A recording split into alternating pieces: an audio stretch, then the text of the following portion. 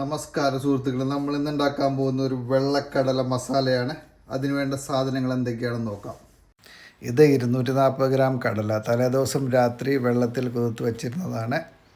കടലയ്ക്ക് ആവശ്യമായ ഒരു വലിയ സവാളയുടെ പകുതി, 3 അല്ലി വെളുത്തുള്ളി, 1 ഇഞ്ച് നീളത്തിലുള്ള ഇഞ്ചി, 1 തക്കാളി, 10 ചെറിയുള്ളി, 2 പച്ചമുളക്, 1 പിടി കറിവേപ്പില.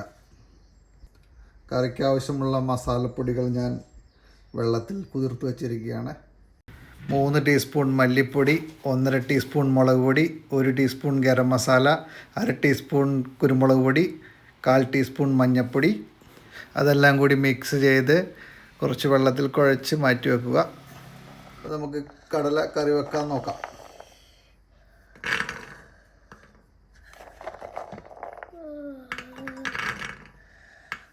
കടല കുക്കറിലേക്ക് ഇട്ട് കൊടുത്തിട്ട് വേവിക്കാൻ ആവശ്യമായ സവാള, ഇഞ്ചി, തക്കാളി,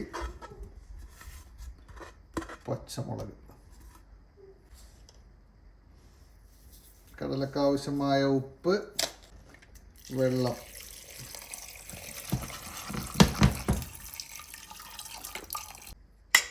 നമുക്കത് അടപ്പിട്ടിട്ട് 10 മുതൽ 15 മിനിറ്റ് വരെ സമയമെടുത്ത് കടല വേവിച്ചെടുക്കാം.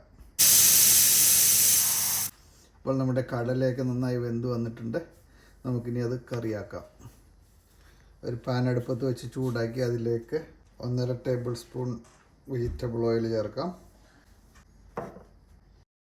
1 ടീസ്പൂൺ കടുകിട്ട് പൊട്ടിക്കാം. കടുകൊക്കെ നന്നായി പൊട്ടി വന്നിട്ടുണ്ട്. നമുക്കതിലേക്ക് നമ്മൾ അരിഞ്ഞ് വെച്ചിരിക്കുന്ന ചെറിയ ഉള്ളിയും വെളുത്തുള്ളിയും കറിവേപ്പിലയും ചേർക്കുക.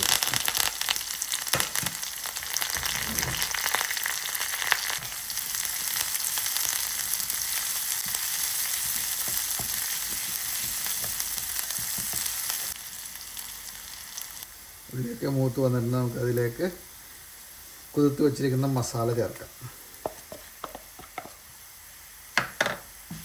മസാല ചേർത്ത് ഉടച്ച് മസാലപ്പൊടികളുടെ പച്ചമണം മാറുന്നതുവരെ ഒന്ന് മൂപ്പിച്ചെടുക്കാം. മസാല നന്നായി മൂത്ത് വന്നിട്ടുണ്ട്. നമുക്കതിലേക്ക് ഇനി വേവിച്ച് വെച്ചിരിക്കുന്ന കടല ചേർക്കാം. കടല നന്നായി ഇളക്കിയിട്ട് 2-3 മിനിറ്റ് നന്നായി തിളപ്പിച്ചെടുക്കാം.